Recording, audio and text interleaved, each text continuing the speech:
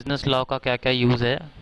ठीक है, last class में हम लोगों ने डिस्कशन किया था बिजनेस लॉ के क्या क्या यूज़ होते हैं। इसमें कोई बीकॉम वाला बच्चा भी ऐड है? Anyone from BCom? नहीं।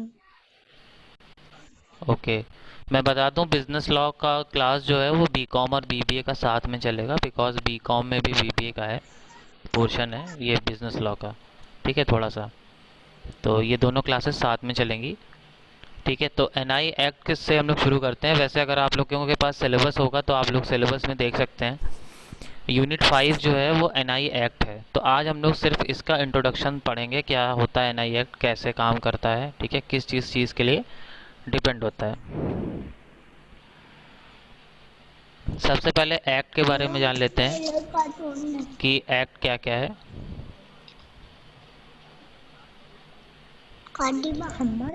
बाकी बच्चे प्लीज़ अपना म्यूट कर लें। माया देवी, यस सर। म्यूट करिए अपना ऑडियो। और किसी की आवाज़ नहीं आनी चाहिए अब। ठीक है, तो इसको आप लोग नोट करेंगे इंट्रोडक्शन में कि नेगोशिएबल इंस्ट्रूमेंट एक्ट है क्या है। नेगोशिएबल इंस्ट्रूमेंट एक्ट में हम क्या पढ़ते हैं। ठीक, तो यहाँ पे चीज़ें दी हुई हैं कि एनआई एक्ट, पहली चीज़ तो ये पूछा जाता है कब बना था, ये कब इसका निर्माण हुआ था, ये कब से ये चल रहा है। ठीक, तो आप लोग देखोगे यहाँ पे दिया हुआ है कि द नेगोशिएबल इंस्ट्रूमेंट एक्ट 1881, यानी कब बना था ये? 1881 में बना था।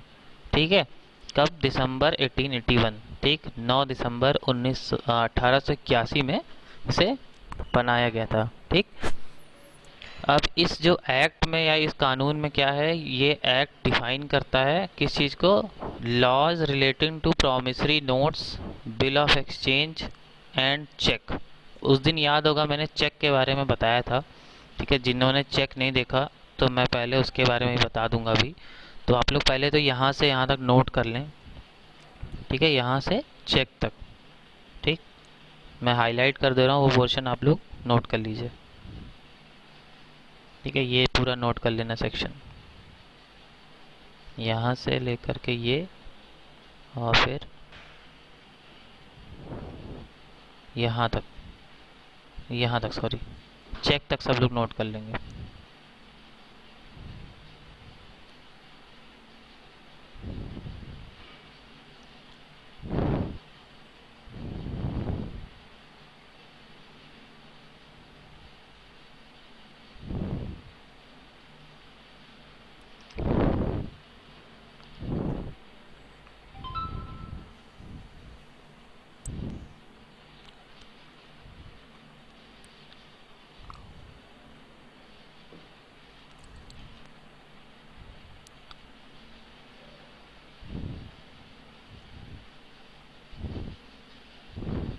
हो गया नोट?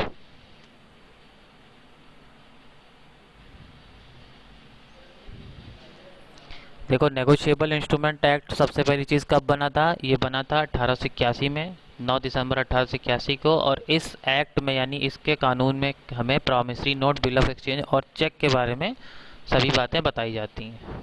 ठीक है, ये हमें याद रखना है।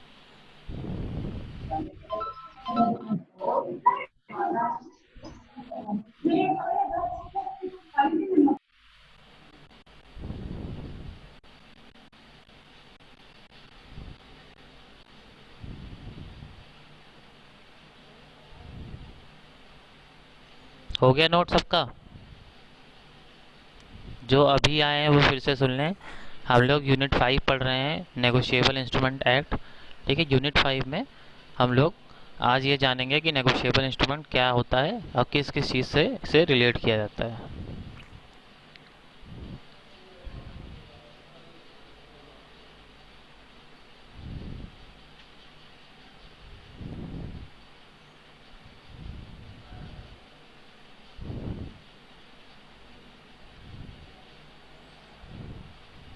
सबने नोट कर लिया?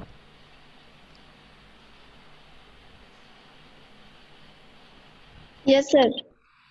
ठीक है, देखो आगे बढ़ते हैं हम लोग इसमें।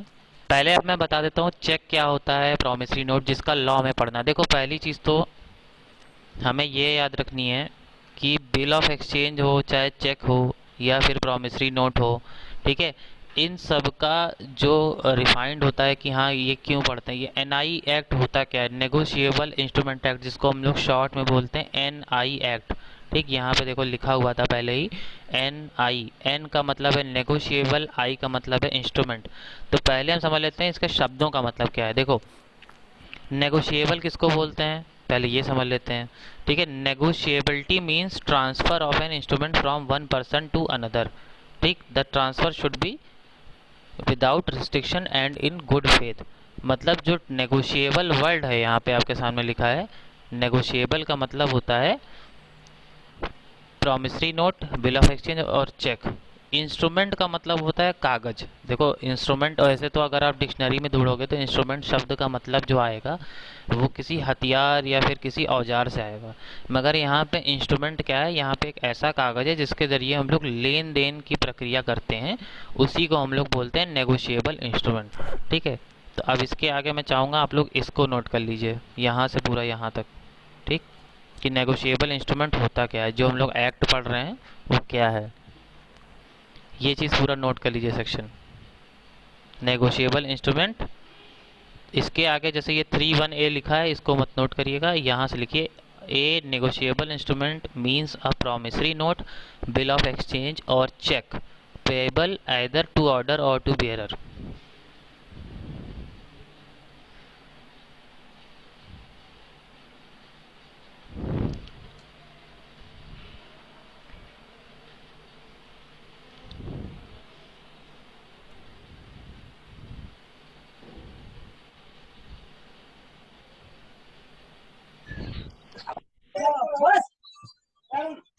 हो गया नोट सबका?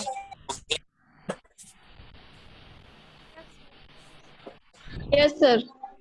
ओके, तो अब हम लोग पहले देखते हैं चेक दिखने में कैसा होता है। जिसके देखो, ये जो एक्ट है बेटा, इसमें हमें ये पढ़ाया जाएगा कि जैसे मान लीजिए आपको कहीं आप सामान खरीदने गए हो, ठीक है, या कहीं आपका बिजनेस है, आपने किसी को चेक दिया या आपको किसी ने चेक दिया हो, तो फिर उसमें जो है क्या क्या नियम जो है लगते हैं। ठीक है, ये हम पढ़ेंगे इस पूरे लॉ में।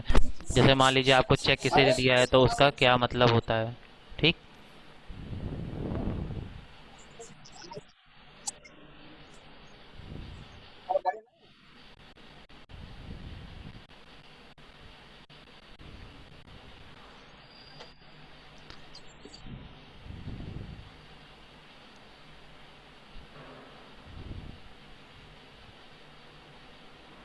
ये देखा है किसी ने पहले, इसके पहले किसी ने देखा है ये चेक जो स्क्रीन पे दिख रहा होगा आपके?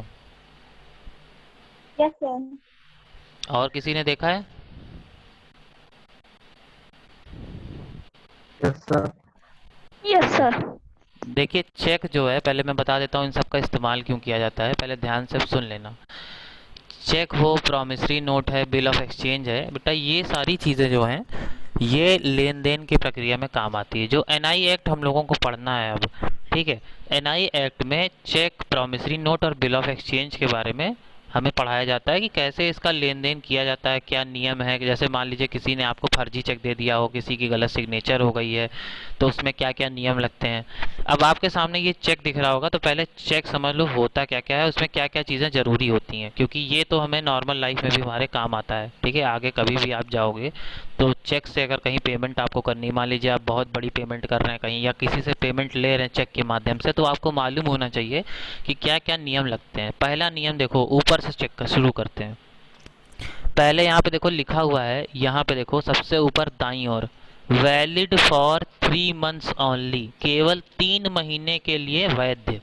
ठीक है, जिस डेट पे चेक बनता है, जैसे यहाँ पे डेट लिखी हुई है 21/11/2016, यानी 21 तारीख है, 11 महीना यानी नवंबर का महीना है, और 2016 जो है वो साल है। ठीक, तो 2016 में ये चेक बनाया गया है। ठीक, नवंबर में, तो 3 महीने तक ये वैध होगा। जिस तारीख में ये चेक बनेगा उसके 3 महीने तक ये वैध रहेगा।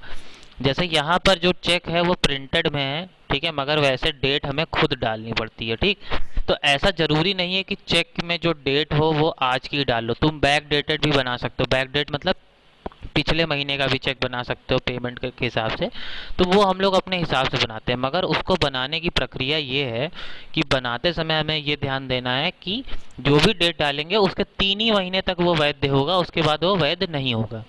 ठीक, मान लीजिए अभी चल रहा है सितंबर और आपने चेक बना दिया जुलाई का। ठीक है, तो जुलाई अगस्त सितंबर तो अभी तक तो वैलिड है, मगर अगर आप चेक जून का डेट डाल के बना दोगे तो वो वैध नहीं माना जाएगा। ठीक, तो जब भी किसी से हम चेक लेंगे या देंगे तो ये चीज़ हम नोटिस कर लेंगे कि वो चेक की वैलिडिटी है कि नहीं है। ठीक है, तो सबसे पहला हमें ये चेक करना है डेट। ठीक है, उसके बाद दूसरी चीज़ होती है, देखो यहाँ पे लेफ्ट साइड में, देखो बाएं साइड में यहाँ पे 2 लाइन खींची हुई है। यहाँ पे देखो ये 2 लाइन खींची हुई है, ठीक, काले कलर में। ठीक है, तो इसका क्या मतलब होता है, जहाँ पे भी जैसे मान लो आपको किसी से कैश लेना है, कैश मतलब आपको किसी से नगद लेना है, तो अगर वो आपको चेक दे रहा है तो ये बात हमेशा याद रखना, कैश वाले में ये लाइनें नहीं खींची होनी चाहिए। ठीक, ये लाइनें कैश वाले में नहीं खींची होनी चाहिए। ये कब खींची जाती हैं, जब ये अकाउंट पे ही होगा, यानी ये चेक से पेमेंट सीधे आपके खाते में जाएगा, यानी जो भी चेक जमा करेगा उसके खाते में जाएगा। ठीक, अब जमा कौन कर रहा है, किसको कर रहा है, जो भी व्यक्ति है, मान लो यहाँ पे जो भी व्यक्ति था उसका यहाँ पे नाम होगा, जहाँ पे ये गोला बना रहा हूँ मैं। ठीक है, नीचे की तरफ यहाँ पे उसका नाम होगा जिसका ये चेक होगा। ये चेक बनाया गया आशीष शर्मा के नाम पे, मतलब आशीष शर्मा से इन्होंने कुछ लिया होगा, आशीष शर्मा को पेमेंट करनी थी, कितने की करनी थी, 2000 रुपये की। अब हमें तीसरी बात क्या ध्यान रखनी है, यहाँ पे देखो जहाँ 2000 रुपये लिखा हुआ है, ठीक है, यहाँ पे 2000 रुपये लिखा हुआ है, तो यहाँ पे ये चीज़ हमें ध्यान देनी है कि एरो मार्क आपको दिख रहा होगा। ठीक, एरो मार्क दिख रहा है ये, ठीक है, यहाँ पे आप लोगों को एरो मार्क दिख रहा होगा, एक ये लाइन बनी हुई है, नहीं दिख रहा है तो मैं फिर से दिखा देता हूँ आपको, ध्यान से देखिए, जहाँ 2000 रुपये बने हुए हैं। ठीक है, तो ये एरो मार्क यहाँ बनाना ज़रूरी है। क्यों ज़रूरी है, क्योंकि अगर आप नहीं बनाओगे तो इसका फ़ायदा कोई और उठा सकता है। जैसे एग्जाम्पल के तौर पे मान लीजिए आपने यहाँ पे 2000 रुपये सिर्फ लिख के छोड़ दिया, तो इसके आगे मैं चाहूँ जितने चाहूँ उतने जीरो में बढ़ा सकता हूँ, ऐसे ऐसे करके। ठीक है, अब ये 2000 की जगह 2 लाख भी किया जा सकता है, 20 लाख भी किया जा सकता है, हालांकि हमने शब्दों में भी लिखा है। ठीक है, यहाँ वर्ड्स पे भी लिखा हुआ है देखिए, ठीक, और यहाँ पर डिजिट के फॉर्म में भी लिखा है, मगर ये चीज़ें हमें ध्यान देनी चाहिए। अब ये चेक वैलिड कब तक है, मतलब कितने तक है, 10 लाख तक की पेमेंट इस चेक से की जा सकती है। और जो सबसे इम्पोर्टेंट चीज़ है चेक में वो ये है कि जो सिग्नेचर होगा यहाँ पे इस जगह नीचे सबसे देखो, सिग्नेचर, सिग्नेचर हमेशा सही होनी चाहिए। ठीक है, तो ये चीज़ें जो हैं हमें चेक करनी पड़ती हैं। ये चेक अगर आप गौर करेंगे तो ये भारतीय स्टेट बैंक यानी स्टेट बैंक ऑफ इंडिया का चेक है। ठीक है, कहाँ कहाँ पे ये चेक मान्य होगा, यहाँ पे नीचे लिखा हुआ है, multi city cheque payable at पर at all branches of SBI, मतलब एसबीआई की किसी भी शाखा में ये ले जाके जमा किया जा सकता है। ठीक, तो किसी को भी चेक अगर आप दे रहे हैं, अगर आपके पास चेकबुक है या आप किसी से चेक ले रहे हैं, तो इन बातों का विशेष ध्यान रखें। पहली चीज़ तारीख सही होनी चाहिए, दूसरी चीज़ सिग्नेचर सही होनी चाहिए, तीसरी चीज़ जो अमाउंट लिखा है वो सही होना चाहिए, और जिसके नाम पे पेमेंट हो रही है, जैसे देखो यहाँ पे आशीष शर्मा लिखा है कैपिटल में, स्मॉल लेटर्स का प्रयोग नहीं करना चाहिए हमें। ठीक, और अगर अकाउंट पे ही बनाना है तो यहाँ पे 2 एरो खींचना कंपलसरी है। तो ये चेक का है। अब देखो होता क्या है, एनआई एक्ट में हम लोग पढ़ेंगे क्या, मान लो किसी ने आपको चेक दिया और वो बैकडेटेड चेक था, आपने ध्यान नहीं दिया और आपने ले जाके लगा दिया, तो चेक बाउंस हो जाएगा, उसको बोलते हैं चेक बाउंस होना। ठीक है, या फिर अगर मान लो किसी ने आपको 2000 का चेक दिया, उसके खाते में 1999 रुपये ही था, ठीक है, तो भी चेक बाउंस कर जाएगा। ठीक, बाउंस करने का मतलब चेक कैंसिल होने। ठीक है, पेमेंट आपको नहीं मिलेगी, जिसने भी आपको चेक दिया है फेक चेक दे दिया है। ठीक है, या अगर सिग्नेचर गलत हो गई तो उससे संबंधित जो नियम होते हैं वो हमें इसमें पढ़ने हैं। ठीक, और थोड़ा हम लोग पीछे चलते हैं।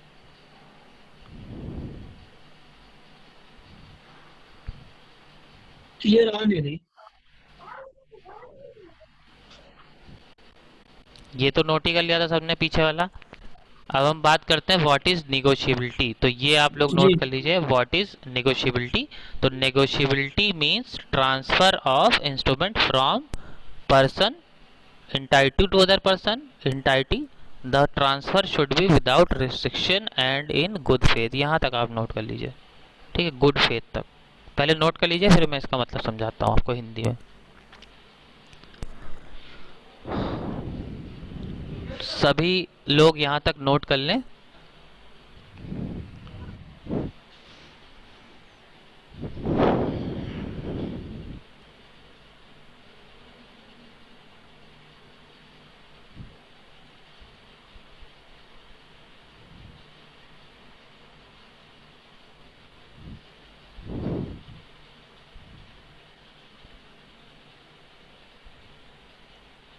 नोट करने के बाद प्लीज़ मुझे बता दिया करो, जब नोट हो जाया करे तो मुझे बता दिया करिए आप लोग।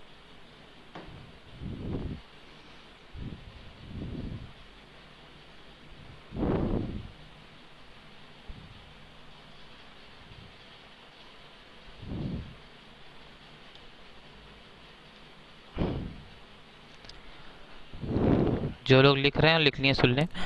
देखो यहाँ पे दिया हुआ है negotiability means transfer of an instrument, यानी एक कागज का ट्रांसफर करना from a person to another person, मतलब एक व्यक्ति से दूसरे व्यक्ति तक। ठीक, जो भी ट्रांसफर किया जाएगा यानी जो भी पेमेंट की जाएगी वो विदाउट रिस्ट्रिक्शन होनी चाहिए, मतलब उसमें किसी भी प्रकार की रुकावट नहीं होनी चाहिए। और ट्रांसफ़र जब भी किसी को हम करेंगे, यानी अगर हम किसी को चेक दे रहे हैं, प्रॉमिसरी नोट दे रहे हैं या फिर बिल ऑफ एक्सचेंज दे रहे हैं, तो वहाँ पर वो डॉक्यूमेंट हमेशा अच्छे कामों के लिए, गुड फेथ मतलब अच्छे कामों के लिए प्रयोग होना चाहिए। जैसे मान लीजिए आपने किसी को चेक दिया चोरी करने के लिए, ठीक है, या फिर डकैती डालने के लिए, या फिर किसी का खून करने के लिए, मर्डर करने के लिए, तो ऐसी जगहों पर पेमेंट करना यानी किसी को पैसे देना या किसी को चेक देना, ये कानून की नज़र में गलत माना जाता है, तो इसलिए ये गुड फेथ में नहीं आएगा। तो वो चीज़ें नेगोशिएबल इंस्ट्रूमेंट एक्ट के अंडर में नहीं आती हैं। ठीक है, जैसे मान लीजिए आपने गलत काम करने के लिए किसी से चेक लिया हो, या किसी को गलत काम करने के लिए आपने चेक दिया हो और उसमें कोई गड़बड़ी हो जाए, तो फिर आप इस एक्ट के जरिए उस पर मुकदमा नहीं कर सकते हैं। ठीक है, आगे जो बच्चे लिख चुके हैं वो लोग यहाँ से लिखें फिर। एज पर सेक्शन 13 यानी सेक्शन 13 के हिसाब से negotiable instrument act 1881 negotiable instrument means, मतलब जो डेफिनेशन दी हुई है कि नेगोशिएबल इंस्ट्रूमेंट हम लोग मानेंगे किसको किसको किसको किसको मानेंगे, promissory note, bill of exchange और चेक। ठीक है, इन तीनों चीज़ों को हम नेगोशिएबल इंस्ट्रूमेंट एक्ट में लाते हैं, किसके जरिए, सेक्शन 13 के हिसाब से, यानी सेक्शन 13 जो दिया हुआ है यहाँ पे, ठीक, लॉ में जो सेक्शन 13 है उसके हिसाब से। ठीक, तो यहाँ से यहाँ तक नोट कर लें आप लोग।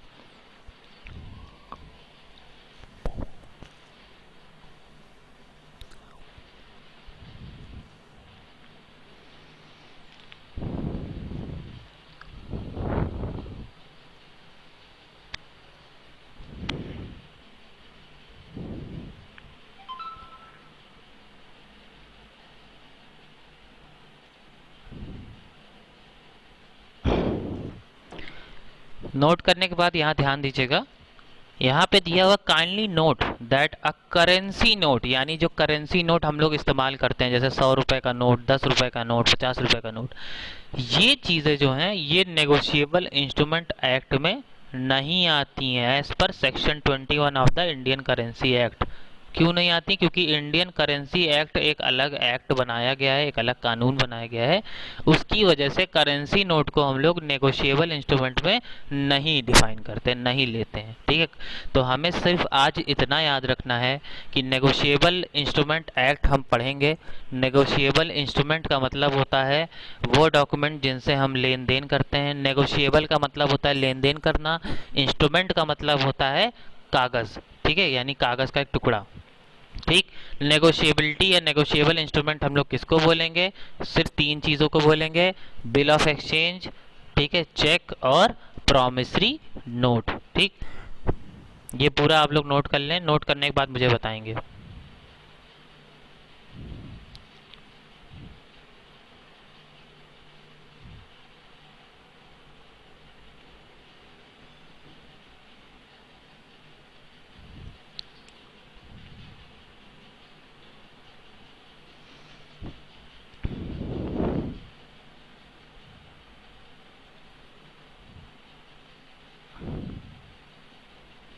ये 1 2 3 4 किसका नाम है, ये यहाँ पे 1 2 3 4 कोई है बच्चा, प्लीज़ अपना नाम बता दीजिए आप।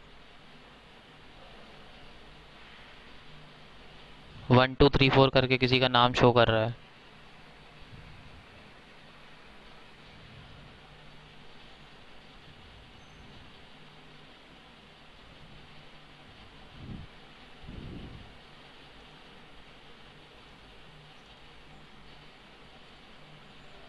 मैंने मैसेज डाला है 1234 को, प्लीज़ आप अपना नाम बताइए। और एक यहाँ पे आइटल विजन P36 प्ले करके आ रहा है, प्लीज़ आप अपना भी नाम बताइए।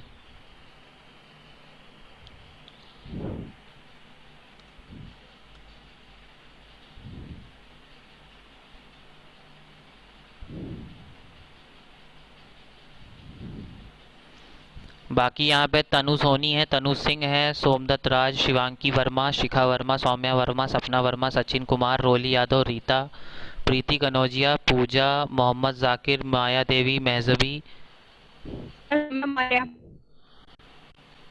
फुजैल, अर्पित सिंह, अनुष्का मिश्रा, अंशिका सिंह। और इसके अलावा किसका नाम नहीं बोला गया, प्लीज़ अपना नाम बोल दीजिए। कोई ऐसा है जिसका नाम नहीं बोला गया?